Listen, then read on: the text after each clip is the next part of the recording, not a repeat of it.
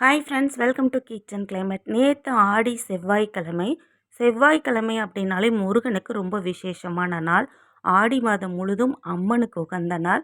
அதுவும் நேற்று பிரதோஷங்கிறதுனால முருகனோட அம்மையும் அப்பனுக்கும் மிகச்சிறந்த நன்னாளான நேற்றுக்கு நான் வீட்டில் விளக்கேற்றி நைவேத்தியம் பண்ணி சாமி கும்பிட்டுட்டு நான் ஒரு சாயந்தரம் 7 மணிக்கு மேலே போயிருந்த இடம் தான் திருப்போரூர் முருகன் கோயில். அறுபடை முருகன் கோயில் எந்த அளவுக்கு சிறப்பு வாய்ந்ததோ அதே அளவுக்கு சிறப்பான கோயில் தான் இந்த திருப்போரூர் கந்தசாமி கோயில்.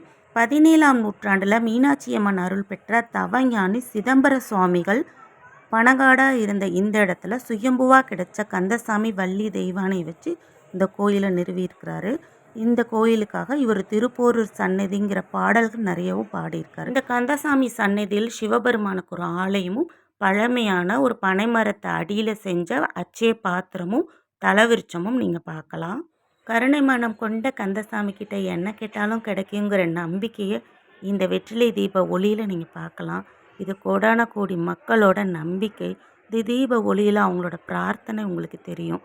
எத்தனை பேர் மக்களுக்கு குழந்தை வரம் வேண்டி, திருமணங்கள் தடையில்லாமல் நடக்க கோரி, உடலில் ஆரோக்கியம் வேண்டி, கஷ்டங்கள் தீர்ந்து, கடன் தீர்ந்து, கல்வியிலையும் செல்வத்திலையும் சிறந்து வழங்க ஆயிரம் பிரார்த்தனைகளோட இந்த தீப ஒளியை இன்னைக்கு கந்தசாமி திருக்கோயிலில் நீங்கள் பார்க்கலாம். சென்னையிலேருந்து மகாபலிபுரம் போகிற வழியில் திருப்பூரில் அமைஞ்சிருக்கிற இந்த கந்தசாமி திருக்கோயிலுக்கு சென்னை வந்தீங்கன்னா அவசியம் வந்துட்டு போங்க.